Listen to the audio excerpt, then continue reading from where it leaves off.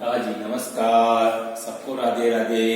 Online class में एक बार फिर आपका स्वागत। आज हम कक्षा 10 विषय गणित, इसके अंतर्गत वृत्त की परिधि एवं क्षेत्रफल अध्याय 15 भाग 4, इसमें हम 15.1 है आपकी प्रश्नावली, जिसका दूसरा प्रश्न है परिधि हमको दी हुई है। वृत्त की परिधि बराबर है 44 मीटर और वृत्त का क्षेत्रफल हमको ज्ञात करना है।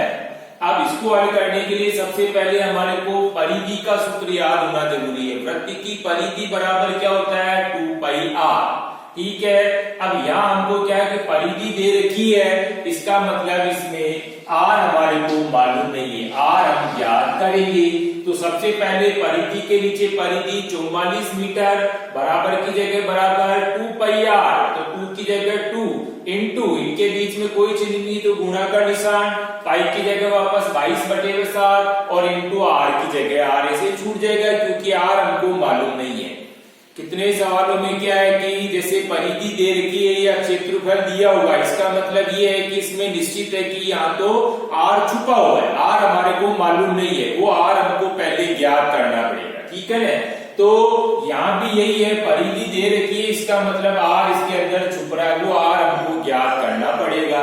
ठीक है, तो हमने क्या किया, सूत्र में मान रख दिया, परिधि की जगह 44 लिख दिया, बराबर की जगह 2 की जगह 2 इंटू पाई की जगह 22/7 और इंटू r की जगह r।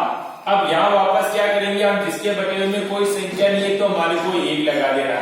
वापस हम क्या करेंगे, वज्र गुणा करेंगे, तो वज्र गुणा करेंगे तो r बराबर क्या हो जाएगा 44 इंटू 7/2 इंटू 22। ठीक है, r याद करेंगे, वज्र गुणा करेंगे तो 44 को 7 से गुणा करना है और बटे हुए 2 इंटू 22 नीचे लिखना है। ठीक है, अब कट रही है, जैसे 22 एकम 22 और ये 22 दूनी 44 और ये 2 एकम 2 एकम, इस तरह से हमारे पास में r क्या बची, 7 बच गई, तो r बराबर हो गया आपके 7 मीटर।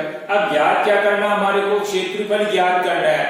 तो वृत्त का क्षेत्रफल बराबर क्या होता है पाई r स्क्वायर, पाई की जगह पाई का मान 22/7, इनके बीच कोई चिन्ह नहीं इसलिए इंटू का निशान, वापस r की जगह हमारे को r कितनी आई 7 मीटर आई, तो r की जगह हम क्या करेंगे 7 इंटू 7, क्योंकि स्क्वायर लग रहा है, इसका मतलब ये है कि r को खोलेंगे, घात को खोलेंगे तो r का मान यानी 7 इंटू 7 2 बार लिखेंगे। अब काटी उसको काटना है, तो 7 एकम 7 7 एकम 7, तो बची क्या आपके पास में 7 से 7 तो कट गया, तो बची आपके 22 और 7, 22 को 7 से गुणा किया तो 22 7 154। और इकाई का भी ध्यान रखना, क्षेत्रफल है इसलिए क्षेत्रफल की इकाई या तो स्क्वायर लगो या फिर वर्ग लगो, दोनों में से एक लगाना है। तो आपका आंसर क्या हो जाएगा 154 वर्ग मीटर या 154 मीटर स्क्वायर।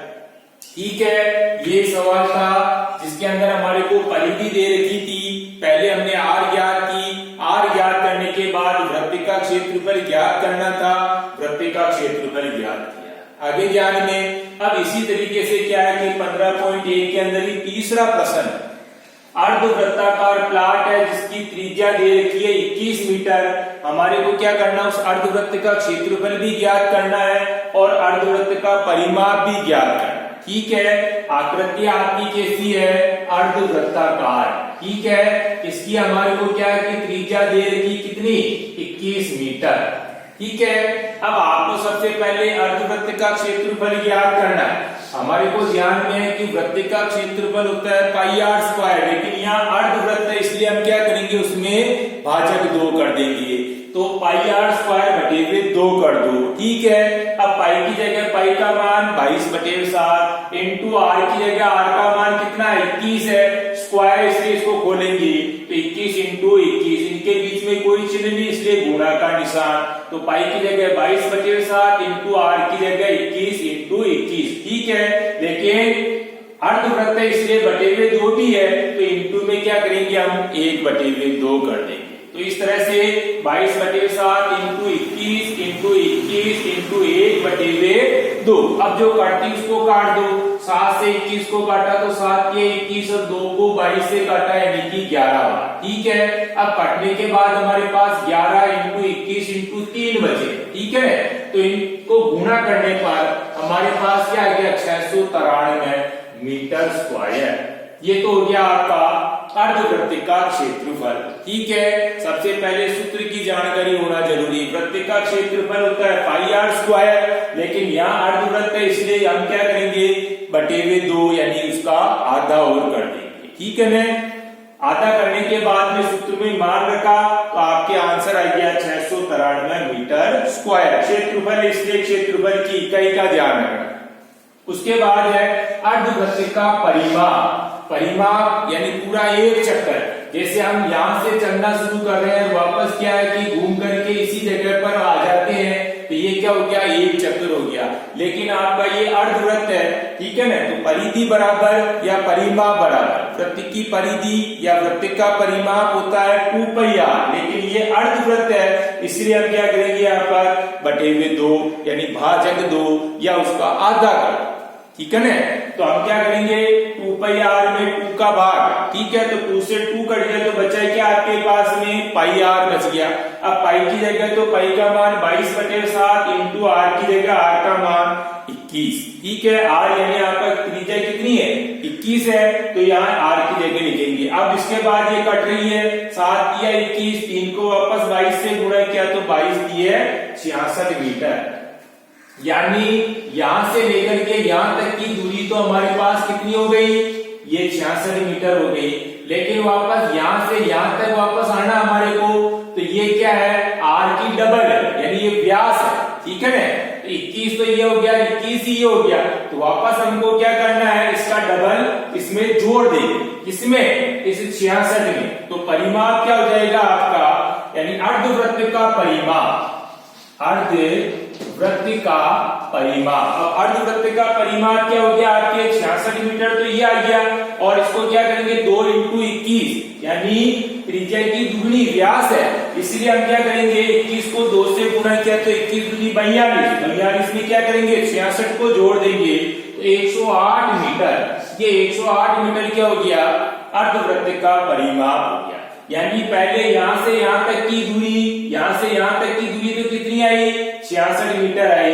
फिर यहां से लेकर वापस यहां तक की दूरी, तो यहाँ क्या अपने पास में ये तो त्रिज्या हो गई, ये तो हो गई आपके 21, और फिर वापस ये भी त्रिज्या है, ये 21। अब 21 में 21 जोड़ेंगे तो 42 मीटर, तो 42 हम क्या करेंगे इसके अंदर और जोड़ देंगे।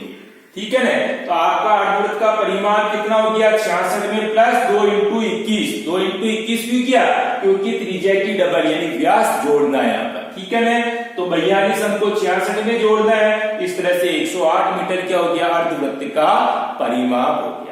आगे ध्यान में, अब आपको क्या करना है HW की कॉपी में वापस पुनः इन दोनों प्रश्नों का दोहरान करना है। HW की कॉपी में इन दोनों प्रश्नों को वापस हल करना है।